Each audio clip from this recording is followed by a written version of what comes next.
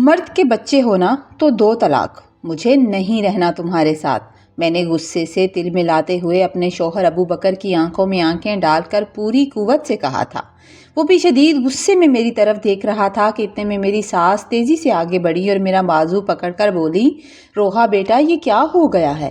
ایسے نہیں کہتے، صبح صبح تم دونوں آپس میں کیوں جھگڑ رہے ہو؟ ایسے منحوس لفظ زبان سے نہیں نکالتے، تم میری بہو نہیں میری بیٹی ہو۔ ان کا یہ کہنا تھا کہ میرا غصہ مزید بھڑک اٹھا اور میں تیکھی نظروں سے ان کی طرف پلٹی اور کہا، یہ سب آپ کا ہی تو قصور ہے، آپ بیٹے کے سامنے تو مکھن لگاتی ہیں اور میرے پیچھے اسے میرے خلاف بھڑکاتی ہیں۔ میرا یہ کہنا تھا کہ ابو بکر کا صبر جواب دے گیا۔ وہ گرج کر بولا، روحا چپ ہو جاؤ ورنہ اب میرا ہاتھ اٹھ جائے گا، مجھ سے جو سلوک کرنا ہے کرو مگر میری ماں کے بارے میں ایسی بات مت کرنا۔ شوہر کی یہ دھمکی سن کر میں اور بھی بپھر گئی اور چیخ کر کہا تھا، میں نے تمہارے ساتھ رہنا ہی نہیں ہے، تم مجھے ابھی کے ابھی طلاق دو۔ میری ساس نے بے بسی سے میرے سامنے ہاتھ جوڑے اور اپنے بیٹے کو دھکا دے کر کمرے کی طرف دھکیلا تاکہ معاملہ ٹھنڈا ہو جائے۔ پھر مجھ سے کہنے لگی، روحا اس 9 ماہ کی معصوم بیٹی کا تو سوچو، اس کا کیا قصور ہے؟ میں ابو بکر سے کہوں گی کہ وہ میری چوڑیاں جھمکے بیچ کر تمہیں گاڑی لے دے گا، چلو زیادہ اچھی نہ صحیح لیکن تمہارے آنے جانے میں مشکل تو نہیں ہوگی۔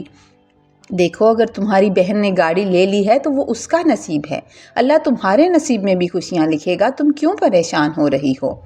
میں ساس کی ان باتوں سے تھوڑا نرم ہو ہی رہی تھی کہ کمرے کے اندر سے ابو بکر کی آواز آئی، اماں اس پاگل عورت کے لیے آپ اپنی چوڑیاں کیوں بیچیں گی؟ یہ جملہ میرے کانوں میں پگھلے ہوئے شیشے کی طرح اترا اور میرا غصہ حد سے بڑھ گیا۔ میں نے چلا کر کہا تھا، ہاں میں ہوں پاگل، تو اب میں تمہارے ساتھ نہیں رہنا چاہتی، سنبھالو اپنی بیٹی کو، مجھے اس کی بھی ضرورت نہیں ہے۔ میں غصے میں ابو بکر کو پرے دھکیلتے ہوئے کمرے میں گئی تھی، اپنا بڑا بیگ نکالا اور دیوانہ وار اپنے کپڑے ٹھونسنے لگی۔ میری ساس دروازے پر کھڑی رو رہی تھی اور کہہ رہی تھی، بیٹا ایسے مت کرو، تمہاری بیٹی ماں کے بغیر کیسے رہ پائے گی؟ میں نے پلٹ کر ابو بکر کی طرف دیکھا جو خاموش کھڑا تھا، پھر میں غصے سے بولی، یہ ہے نا اس کا باپ، یہ سنبھالے گا اسے، میرا باپ مجھے سنبھال لے گا، وہ ابھی زندہ سلامت ہے۔ یہ کہتے ہوئے میں نے چادر لی اور اپنا بیگ گھسیٹتے ہوئے گھر سے باہر نکل آئی تھی۔ اس وقت مجھے ذرا بھی احساس نہیں ہو رہا تھا کہ میرا فیصلہ کتنا غلط ہے۔ میں نے رکشہ لیا اور اسے اپنے مائکے کا ایڈریس دیا۔ صبح 9 بجے کا وقت تھا جب میں نے غصے میں اپنے ابا کے گھر کا دروازہ کھولا اور بیگ اندر پٹک دیا تھا۔ اماں ابا اور باقی سب ناشتہ کر رہے تھے۔ مجھے اس حال میں دیکھ کر ابا حیرت سے کھڑے ہو گئے اور میں دوڑ کر ان کے گلے لگ گئی تھی۔ زاروں قطار رونے لگی، ابا مجھے اس شخص کے ساتھ نہیں رہنا، بس میری ہمت ختم ہو گئی ہے۔ میرا نام روحا ہے اور میں اپنے ابا کی بہت لاڈلی بیٹی تھی۔ ہم 3 بہن بھائی تھے، ایک بڑا بھائی، اس سے چھوٹی آپا فاطمہ اور سب سے چھوٹی میں تھی۔ مجھے گھر میں اتنا لاڑ پیار ملا تھا کہ مجھے کبھی غلط اور درست کی تمیز سکھائی ہی نہیں گئی تھی۔ اگر میں کسی سے جھگڑا بھی کرتی تو ابا لاڑ سے مجھے ہی مناتے، اور اگر کوئی مجھے صحیح بات سمجھانے کی کوشش کرتا تو ابا اسے روک دیتے کہ میں خود سمجھا لوں گا۔ سچ تو یہ ہے کہ میرے باپ کے بے جا پیار نے مجھے بگاڑ دیا تھا۔ اماں اکثر مجھے غصے سے ڈانٹتی تھی اور ابا سے کہتی تھی، اس کی شادی کرو گے نا تو وہاں سے صرف شکایتیں ہی آئیں گی، یا تو تم سسرال میں اس کے ساتھ نوکر بھیجو گے یا پھر خود وہاں جا کر اس کے مسئلے سلجھایا کرو گے۔ مگر ابا اماں کی باتیں مسکرا کر سن لیا کرتے تھے اور میرے سر پر ہاتھ رکھ کر فخر سے کہتے، یہ تو میری پری ہے، اس کے نصیب بہت اچھے ہوں گے۔ میں اکثر سنتی تھی کہ اماں اور ابا کی آپس میں میری ہی وجہ سے اکثر بحث ہو جایا کرتی تھی۔ پھر وہ وقت آیا جب میرے بڑے بھائی احمد کی شادی اور آپا کی شادی ایک ساتھ ہو گئی۔ آپا شادی ہو کر تایا کے گھر چلی گئیں اور بھائی کی شادی ہماری خالہ کی بیٹی صبا سے ہو گئی۔ تایا لوگ بہت ہی امیر تھے، بالکل میرے ابا کی طرح، اور میرے بہنوئی فراز تو لاکھوں میں کھیلتے تھے۔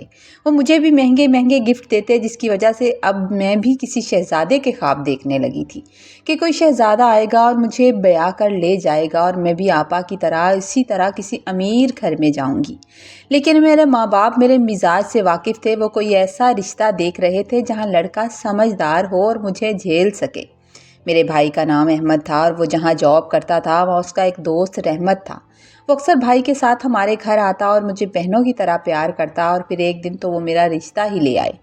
احمد بھائی کو تو میں رحمت بھائی تو بہت پسند تھے، اور ان کا چھوٹا بھائی ابو بکر بھی ان کا دیکھا بھالا تھا، مگر میں نے بہت ضد کی کہ وہ تو نارمل سی فیملی ہے، مجھے وہاں شادی نہیں کرنی۔ مگر ابا مجھے بار بار سمجھانے لگے اور پھر آخر کار ابا نے اماں کے کہنے پر مجھے قسم دے ڈالی اور میں خاموش ہو گئی۔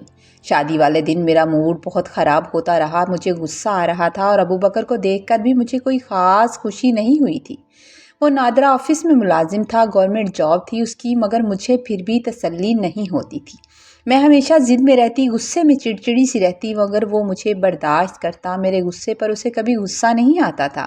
رحمت بھائی اپنی فیملی کے ساتھ الگ گھر میں رہتے تھے، جبکہ میں، ابو بکر اور میری ساس ایک ساتھ رہتے تھے۔ میری ساس بہت اچھی خاتون تھی، لیکن کبھی کبھی میرے غصے اور میری حرکتوں کی وجہ سے وہ بھی تھوڑا غصے میں آ جاتی اور اپنے بیٹے سے کہتی کہ اسے تھوڑا سمجھایا کرو۔ ایک دن میں نے ماں بیٹے کی بات سن لی تو میں نے بڑا ہنگامہ کیا اور میں نے کہا کہ ایک تو تم غریب ہو، دوسرا تمہاری ماں کی اتنی زبان تیز ہے۔ اس دن بھی میں نے بہت جھگڑا کیا اور اسے یہی کہتی رہی کہ مجھے طلاق دو، مجھے تمہارے ساتھ نہیں رہنا، مگر وہ مجھے بار بار سمجھاتا، میرا موڈ بہتر کرنے کی کوشش کرتا۔ میں آدھی رات کو بھی کوئی چیز کھانے کی فرمائش کرتی تو میرا شوہر چلا جاتا اور میرے لیے وہ لے آتا تھا۔ اس کی ان باتوں نے مجھے مزید بگاڑ دیا۔ مجھے جب پتہ چلا کہ میں ماں بننے والی ہوں تو وہ اور بھی میرا خیال رکھنے لگا، میری ہر غلط بات کو برداشت کرنے لگا۔ ایک دن فاطمہ آپا نے مجھے کال کی کہ آج ہم تمہارے گھر آئیں گے۔ میں بہت خوش تھی، میں نے سارا سامان منگوایا اور انتظام کیا۔ جب آپا ہمارے گھر آئیں تو ایک بڑی سی چمچماتی ہوئی گاڑی میں آئیں۔ یہ گاڑی انہوں نے حال ہی میں نئی خریدی تھی، جبکہ میرے شوہر کے پاس تو ایک موٹر سائیکل تھی۔ آپا میرے لیے ڈھیروں سارے گفٹ لائی تھی، مگر میں ان کے سامنے خاموش سی رہی۔ اس کے جانے کے بعد میں نے اپنے شوہر سے کہا کہ میرے آپا کے نصیب کتنے اچھے ہیں، کتنی شان سے آتی ہیں اور جاتی ہیں، اور ایک میں ہوں کہ میرے نصیب بہت خراب ہیں۔ میں تو ابا کی سب سے لاڈلی بیٹی تھی اور میرے باپ نے میرے ساتھ ظلم کر دیا ہے۔ میرا شوہر کافی دیر سے بیٹھا میری باتیں خاموشی سے سن رہا تھا۔ پھر اسی طرح اگلے دن میری طبیعت خراب ہو گئی۔ ہم ہاسپٹل گئے تو اللہ تعالیٰ نے مجھے بہت پیاری سی بیٹی سے نوازا تھا۔ کچھ دن تو میں اس کے ساتھ بہت خوش رہی، مگر پھر مجھے وہی جنون سوار ہو گیا۔ میں ہر وقت اپنے شوہر کو اس کی غربت کے طعنے دیتی۔ مجھے یاد آیا کہ جب آپا کی پہلی اولاد طلحہ ہوا تھا تو انہوں نے گھر میں کتنا بڑا فنکشن کیا تھا، اور ایک میری بیٹی تھی جس کے لیے صرف 4 کلو مٹھائی لا کر بانٹ دی گئی تھی۔ ہر وقت میرا موڈ اپنے شوہر کے ساتھ خراب رہنے لگا، اور اب تو وہ مجھ سے بات بھی بہت کم کرتا تھا، کیونکہ میرا جواب ہمیشہ الٹا ہی ہوتا تھا۔ میری ساس بھی میرے ساتھ گزارش کرنے والے طریقے سے بات کرتی تھی کہ کہیں مجھے کسی بات کا برا نہ لگ جائے۔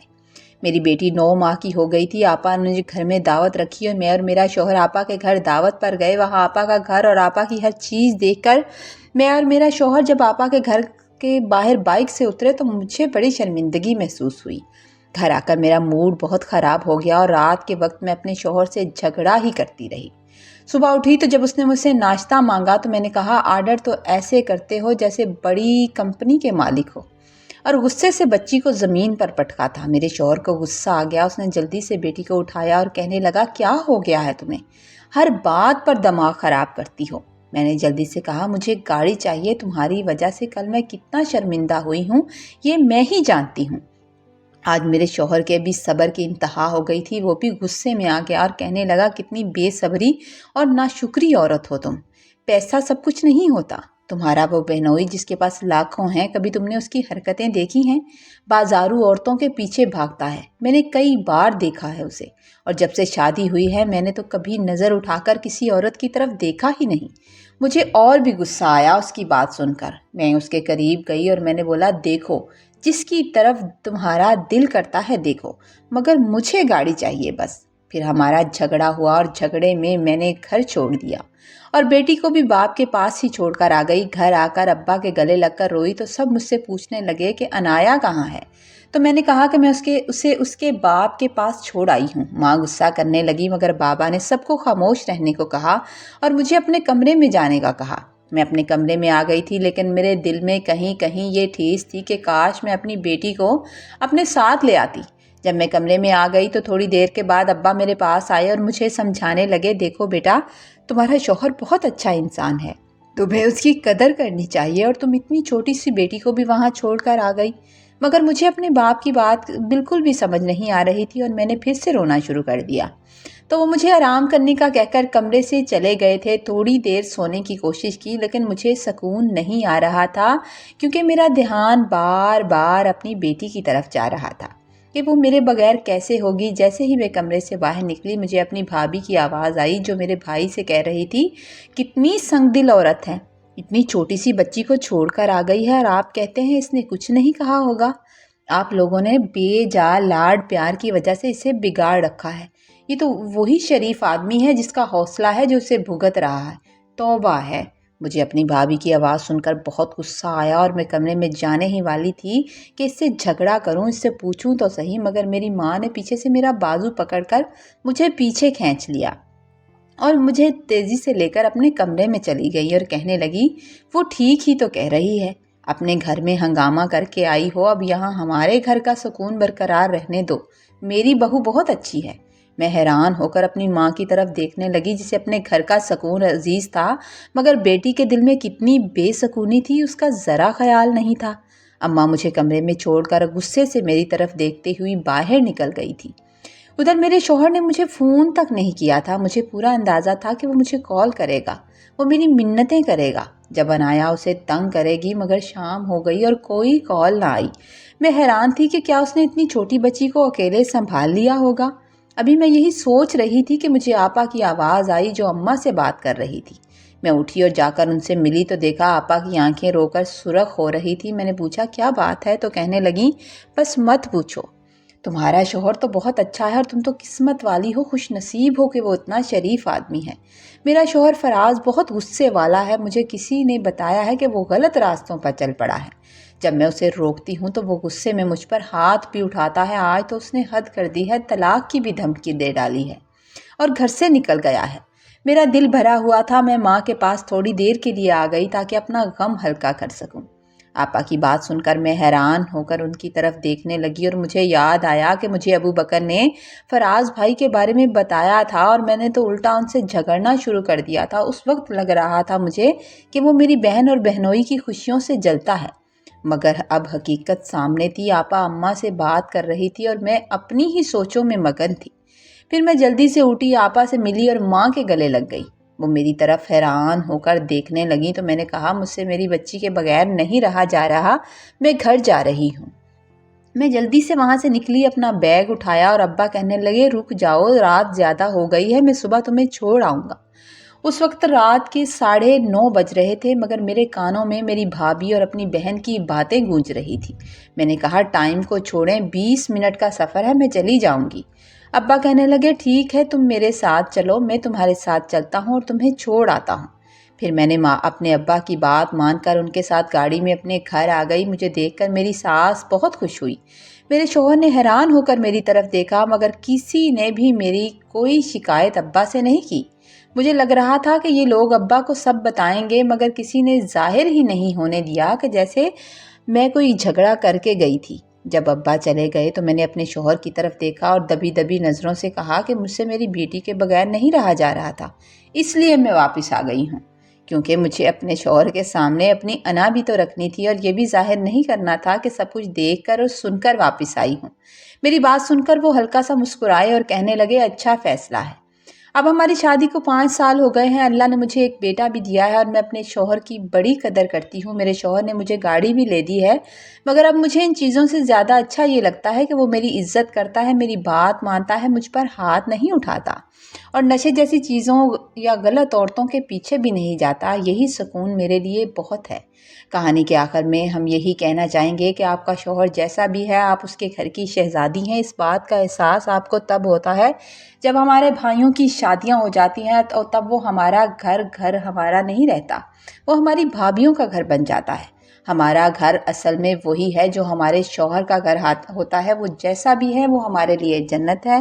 باقی سٹوری آپ کو اچھی لگے تو پلیز لائک کریں، شیئر کریں، پیارا سا کمنٹ کریں۔ باقی میری بہنیں اپنے گھروں میں خوش رہیں، آباد رہیں اور سٹوری کو شیئر ضرور کیجیے گا۔